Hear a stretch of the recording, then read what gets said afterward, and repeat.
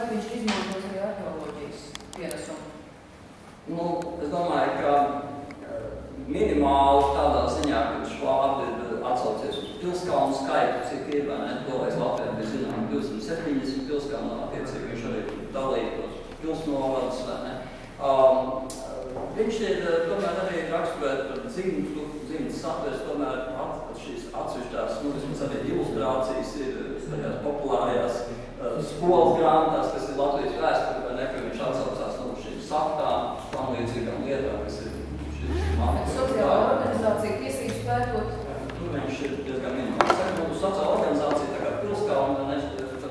pilskalnu skaits, un attiecīgi viņš ir skaitījis, teiksim, zemgālē, nešotas publikā viņš raksta, ka bija pēc kādām ziņām nogalināts 100 zemgālu izciltīgie, tad tie varētu būt ciemi vecākie, tad viņš rēķina zemgālas valstī varētu būt 100 ciemi. Protams, šobrīd zināmais dzīvesvietas skaits arī nav tik liels, vai ne, bet, nu, protams, nesaklāt. Bet es domāju, šeit šī jābūt pārsniegt šāpām ir būtisks palīgs arī tieši parāžu tiesību jautājumu. Ja neskaita jautājumu konkrēti par valsti, jau par mantojumu valdnieku vārdu, vai ir vēl tādi jautājumi, kur mūsdienu zinātne, iegūstot plašāku izējas materiālu analīzē, apgāž Švābas izvirzītās tēzes? Jūs domājat tieši par valsts pastāvēšanu?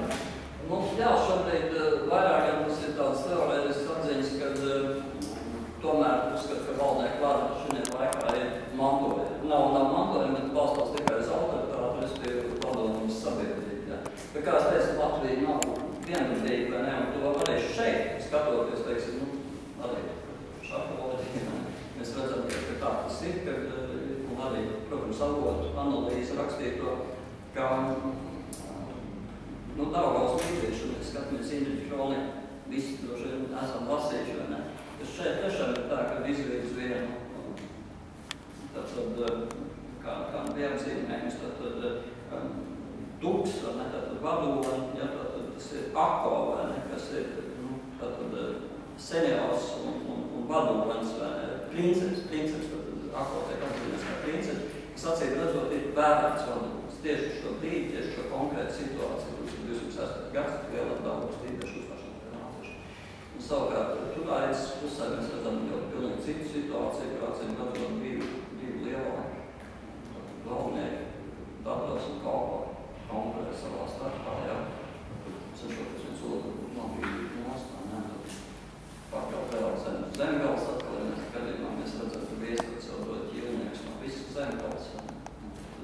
Faktiski, mēs nešoties, tas ir parādās, ka zemgaldi ir salīdzinoši stūri pagāniskas valsts izveidi, kas tā laika situācijā bija diezgan grūti, nenodrošinoties viens vai otrs bizantiskās vai Romas baznīcas valsts. Paldies, vai vēl kādi jautājumi? Man viens interesējuši jautājums par lietuviešiem un latviešiem. Tad vācieši iekaroja mūsu teritoriju. Jautājums ir tāds, viņš divdarīgs. Jā, pirmais jautājums ir visam pētījuši, ko lietuvieši un pētījuši par šiem jautājumiem, jo, manuprāt, lielā mērā tās stils jau līdzīgi dzīvoja tajā laikā. Varbūt savu lietuviešu pētījumiem, kaut kā viņam labāk zirgs ir atklājies ar pieliktām lietām, mēs varētu uzrunāt. Un otrs, vācieši nejaušības pēc apstājās tie iekarotajās teritorijās, uz kuru pamat vēlāk izveidoties Latvijas valsts, vai tas bija vairāk saistīts, es nezinu, ar šo te latviešu tā laika kuršu zemi, vispārējo kaut kāds savienības elementiem, bet tomēr vienkārši apstājās, un tālāk, ja Mindaugs veido Lietuvas valsts, izējot no tā, kā vācieši tur bija. Kā tas atrast tā laika? Jā, nu, pamatā doma laikam ir, kāpēc Lietuva paliek neiekarot. Neiekarot viņi paliek, bet es tur bija lietuviešu cilts. Jā, vajadzot lielāk lietuviešu cilts un lietuviešu arī tomēr bija arī politiski. Tomēr Mindauga politisks solis pieņemot kristietību, kas uz laiku tomēr atņēma šos argumentus un pēc tam atkarību no kristietības. Un pēc tam atkal vēlāk arī, protams, Lietuvas kristīšanās, bet kristīgā valstī, kāpēc tieši apstājās šeit pie šīs robežas. Nu, visā visumā Latvijas robežas tagadējās arī sakrīt ar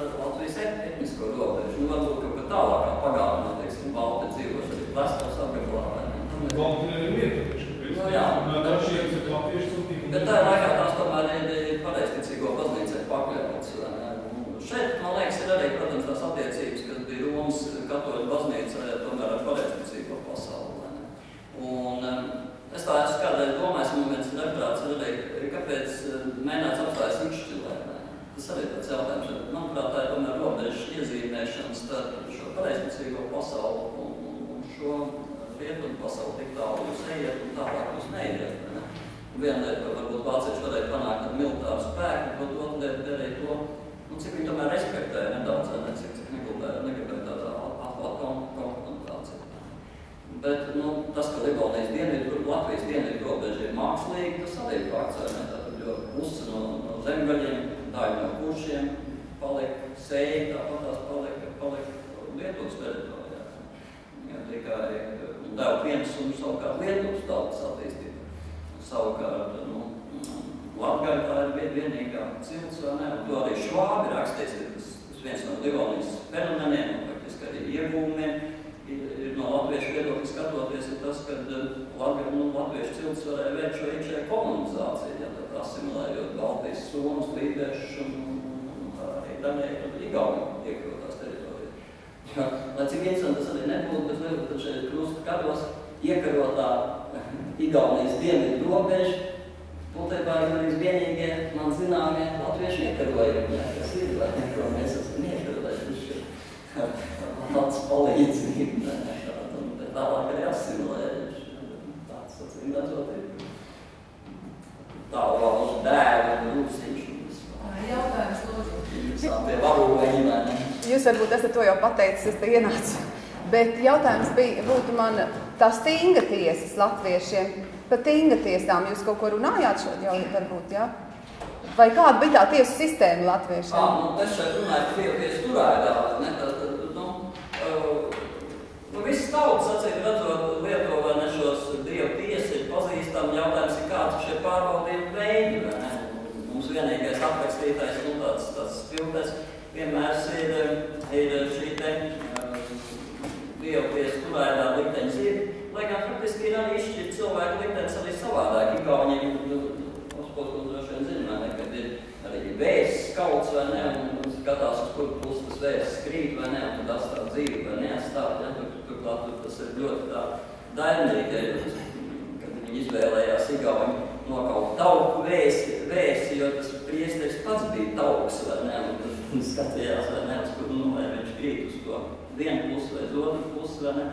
Es domāju, ka arī šeit ir ļoti grūti tiešām novilkt, vai tas ir aizgūts no Skandināviem, kas varbūt somugriem kā neindeiropiešu tautai varētu būt, vai ne? Vai arī tomēr tas ir, tiešām indeiropiešu kopumā, kā raksta Švābi, vai ne? Jo, ja tam dzīvniekam nav nekādas tradīcijas, vai ne? Tad viņš, acīm redzot, nav spējis paredzēt šo nākotni, vai ne? Mēs zinām, ka vispār indeiropiešu tradīcijās zirgam ir ārkārtīgi īpaša vieta, vai ne? Saules vedējs, un tas aiziet kaut kur jau uz akmens laikmetu, vai ne? Ne vēl mēs lielo spīdekli debesīs saucam par greiziem ratiem, vai ne? To zvaigžņu kompozīciju, kas ir zirgs, kas ved saules vedējs, vai ne? Tā ir ārkārtīgi. Es atvainojos, bet mans jautājums bija drīzāk. Tingas tiesa ir tautas sapulces. Tautas sapulces, Tingas ir Skandināvija tautas sapulces. Šī tiesa, par kur jums stāsta profesors Zemīts, arī notiek tautas priekšā. Tautas sapulcē, tur nav pretrunas atbildēja. Jā, bet bet tur bija cik tie tiesneši, un kāds tas process? Mums šoreiz tomēr ir 20. gadsimts. Pamat uzstādīt. Atvainojiet, bet šī tiesu sistēma nefunkcionē. Mēs redzam, ka ir arī tiesas, kuras izšķir zemes vecāki. Arī tāda ir jautājumi, kas acīm redzot skar tātad šo nodevību, vai ne, kad mēs zinām, ka Kirjam un Lajam, vai ne, tad pirmos tur divus līdiešus, kur mēģināja izspiegot, vai ne, nodot ziņas par līdiešu nodomiem, vai ne, ka viņš pēc zemes vecāko lēmumu sodīt briesmīgi nāvu sarakstot gabalos, vai ne. Šāds jautājums, acīm redzot, izšķīra arī ar kolektīvu lēmumu, bet Dieva tiesa, tas, protams, ir raksturīgs, ordālais.